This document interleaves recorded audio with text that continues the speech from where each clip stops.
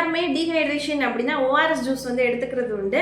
அதாவது நிறைய vomiting, loose motion இந்த மாதிரி டைமில் ஒரு எலக்ட்ரோலைட்ஸ் பேலன்ஸ் பண்ணுறதுக்காக எல்லாருமே எடுத்துக்கிற ஒரு ஜூஸ் தான் வந்து டீஹைட்ரேஷன் அப்போ ஓஆர்எஸ் ஜூஸ் அப்படின்னு சொல்லுவோம்.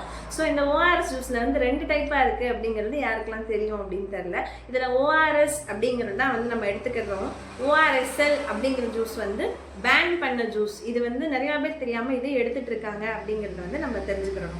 வணக்கம், நான் உங்கள் டாக்டர் அபினியா. ஸோ இந்த ஓஆர்எஸ்எல் ஜூஸை எதுக்காக பேன் பண்ணாங்க அப்படின்னு பார்த்தோன்னா, WHO ரெக்கமெண்டட் டோசஸில் வந்து அது கிடையாது.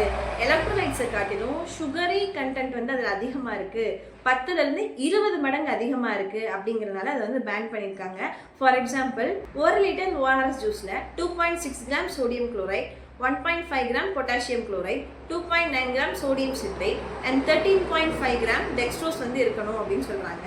அப்போ 100 ml ORSL எவ்வளோ இருக்கணும் அப்படின்னு பார்த்தோன்னா 1.35 gram வந்து இருக்கணும். அதுக்கு மாறா இங்கே 11லேருந்து 20 கிராம் வந்து டெக்ஸ்ட்ரோஸ் வந்து இருக்குது. அந்த அளவுக்கு வந்து இதில் சுகரி கண்டென்ட் அதிகமாக இருக்கனால இந்த ORSL அப்படிங்கிற ஜூஸ் வந்து பேன் பண்ணியிருக்காங்க அப்படிங்கிறத நம்ம தெரிஞ்சுக்கிறணும்.